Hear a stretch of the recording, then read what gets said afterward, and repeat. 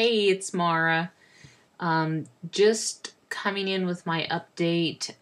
My last video, I had put that we were making some big decisions about TTC and what we're going to do next.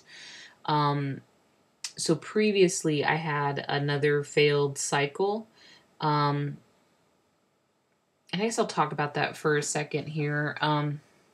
This was our second cycle on injectables, and maybe some people will think, oh, she's giving up too soon, or maybe she's worrying about nothing. But, my thoughts are this, and that is, we're paying a lot of money for these things to work, obviously, and I'm not getting any younger. So, I'm not a 25-year-old, so I feel like since I'm in my 30s, I should try my best to get pregnant as soon as possible, because I'm near death. Just kidding. But still, I think that, if I'm gonna be going through these treatments, I want them to be worth my money and be working as best as possible. So 2 cycles to me seems like maybe we need to make some adjustments. We're running low on money, so that's my biggest concern is I don't want to keep putting money on something that maybe isn't working as best as it could. I feared IVF, and we don't have money for IVF. So we went to the doctor recently, and I'll tell you what he said, and then there's another little twist, and I'll tell you about that too. So, and the twist is why I haven't made a video yet, because I was waiting to find out what that all meant before I told you guys anything. So we went to the doctor on I don't have a calendar in front of me. I don't have a new calendar yet. Am I the only one in the world who doesn't have a new calendar for the year? Well, I don't. So if you see any good calendar ideas, let me know. Sorry about my phone. So we went to the doctor. I don't remember the date, but I think it was like the 9th of something, like the 9th of January, maybe the 10th or the 12th, somewhere in that area. And we went to see our normal reproductive endocrinologist. Just to say, hey, these 2 cycles didn't work. What do you think? Are we being impatient? What do you think? So we sat down with him, and one of the first things they mentioned was endometriosis. And I have never had any symptoms of that. And I don't know a lot about it, in fact. So I know that some of the symptoms, for instance, are like really painful periods, heavy bleeding, stuff like that. So this is something I've never had. In fact, the few periods I have had have been not pleasant, but very, very manageable. Pain, some cramps, some backaches, but nothing crazy. And usually it only happens for like a few hours a day. And then bleeding, totally normal. In fact, sometimes I have the opposite, like I don't quite bleed very much. So very light periods with maybe one heavy day. So he said, and let me just clear up what he said. He said he did not think I was a good candidate for endometriosis, but he said when I have a few cycles and they don't work, they start to wonder if I maybe have it, yet no symptoms. So that's why he was leaning towards that. So his plan was to maybe try a couple more cycles, like say 2 more cycles. If they don't work, then we should probably do the laparoscopic surgery to check for endometriosis. Okay. So that day that we went to the doctor, we also found another idea. So we went to the doctor and we left that office knowing we weren't going to give him an answer, that we were going to put off our decision. Partially because we're getting ready to leave town and we'll be out of town, so doing a cycle now would be stupid. But the other reason why is we decided to go ahead and get a second opinion, which is the twist in all of this. So we have a doctor. He's not an awful doctor. I mean, he has his issues, and I've had some trouble with the office with some things. So, I mean, they're not very organized, which is probably the best way to describe the issues I've had with them. But I just, because of the lack of money, we came across a website with that's in the same area, Jacksonville, Florida, that gives free second opinions. Also, the same doctor, most doctors take our insurance. We have a pretty general insurance, but this doctor is a center of excellence on our insurance carrier. So their preferred insurance is ours. Therefore, and they even mention on their website, the possibility of giving bigger discounts on things because we have the insurance that we have. So I saw that and immediately I felt stupid because I'm thinking, why didn't I call this doctor first? Whatever led me to Dr. LePerry, I went to him for whatever reason, and now I'm thinking I should have tried this other doctor first. I felt stupid that I hadn't even looked into. I mean, I don't know how many doctors I've looked into, but obviously I skipped over this one completely. So, so the second opinion appointment was yesterday. And he got us in pretty fast for being new patients, and you'll hear a lot of people say that getting into a new RE's office, sometimes you're waiting months. I mean, my sister-in-law is going through the same thing right now, and hers was 6 months. So, so we got in like literally a week. So after I saw Dr. LePerry and I finally got a hold of this new place, they were able to see me within a few days. So that was yesterday. This doctor, Dr. Winslow, he's very nice. He seems like he interacts more with the patients, where my other doctor, maybe not so much. Like sometimes he probably passes a lot of things off to a nurse or something like that, or another doctor.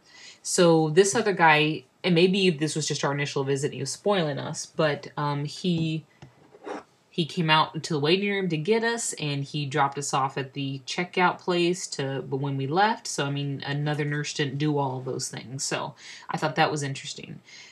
He's a little more stern, which is not a bad thing. It's just his personality.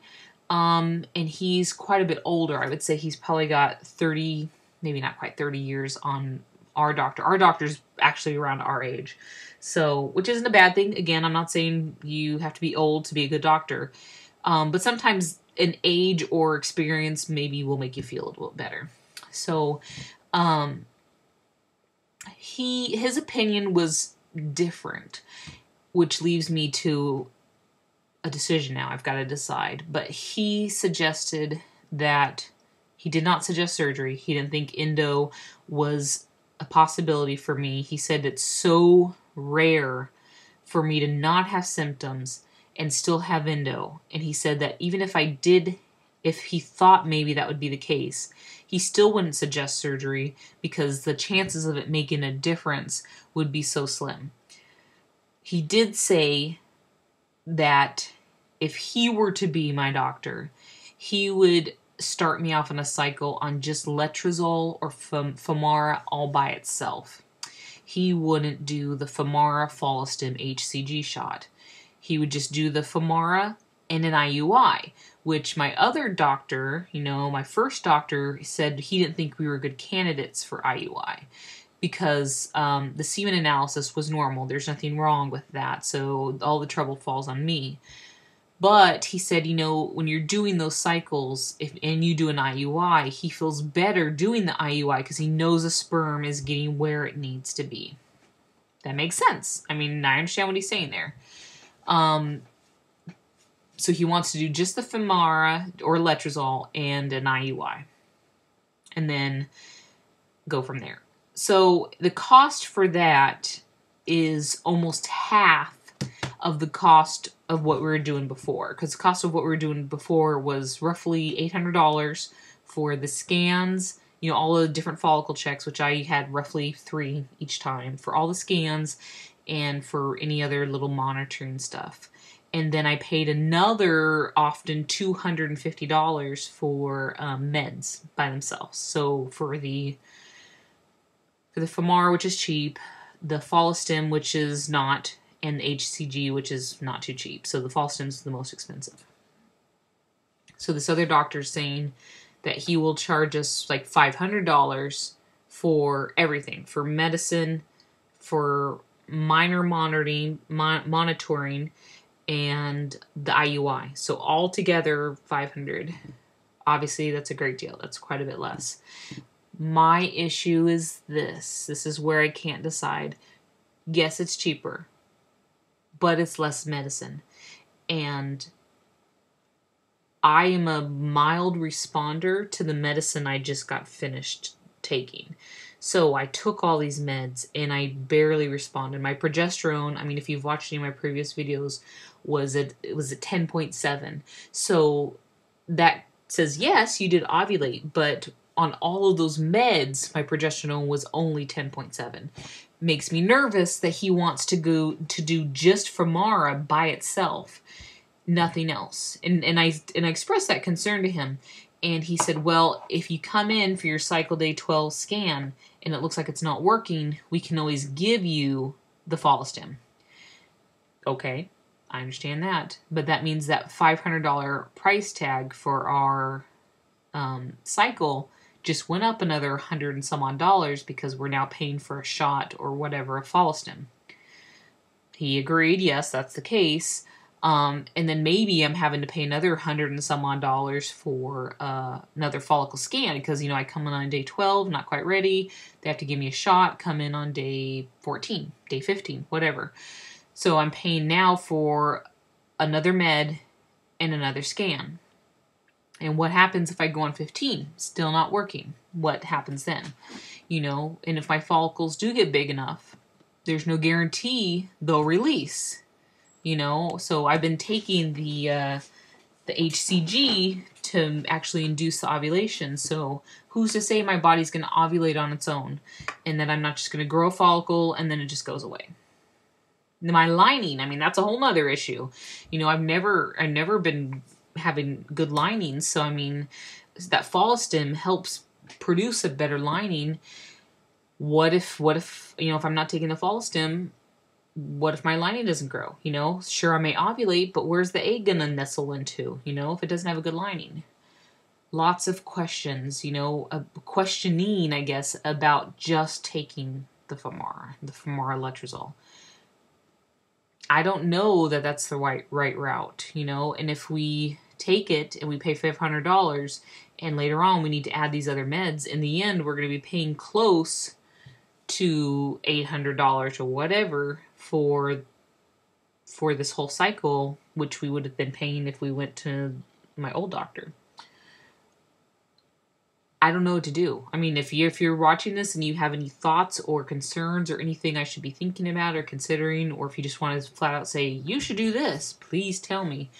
Because now I've got one doctor who wants me to try a few more cycles, a few, $800, $1,100 cycles first before surgery. And then I've got another doctor that says, forget the surgery, let's do less meds, let's go in and do an IUI and see if that works. And he's saying 4 cycles. Now, the new one I just saw yesterday also said that after 4 cycles, if it doesn't work, he suggests we just go to IVF. We don't have money for that. We can save the money, and I guess if we get to that point, we get through 4 cycles, and we decide we still want to try IVF, we're going to have to stop for a while and save. Which is a whole nother thing, because, I mean, I've come up with a few ideas on how to save and, getting an extra job and fundraising and selling things to make more money and just saving altogether, but, that's still going to take time. I don't know what to do. I don't know. So, that's where I'm at. I'm going to make a decision when we get back from our little trip, which will be mid-February. And the new doctor that we saw said, when you're ready, call me on the first day of your period and we'll have you come in for your cycle day 3 scan. Your baseline or whatever. So, and then LaPerry, my other doctor, said, pretty much the same thing. I mean, once you start your period and you've decided what you want to do, call us, we'll start a new cycle. But I don't know what I want to do, you know? I mean, I think my husband is definitely leaning towards the new doctor, and I'm sure money has a little bit to do with that. But I think he also thinks it wouldn't be a bad idea to try it. And I think that's where I'm going, is like, you know, he is a new doctor. I can try his way, even though it's less medication, which may not do what we want it to do. And go from there, expecting to pay maybe more, you know? I don't know. That's where I'm at. So the good news is we're not quite giving up, which I felt like we were going to have to if my doctor said IVF. You know, if either doctor had told us IVF, we would have had to give on up because there's just no money for that. But they've given me a few other options, even though I don't quite know what I want to do yet.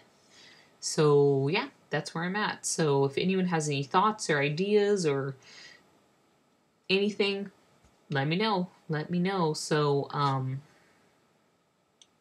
guess for now, I won't have much to report until I guess I get back from vacation, which is I leave here in 2 weeks. So yeah, I guess I won't be making much of a decision. So it'll be nice to hear what everybody else has to say and go from there. So that's it. Hope everybody else is doing good. I've got to watch some more videos after I make this one. See ya.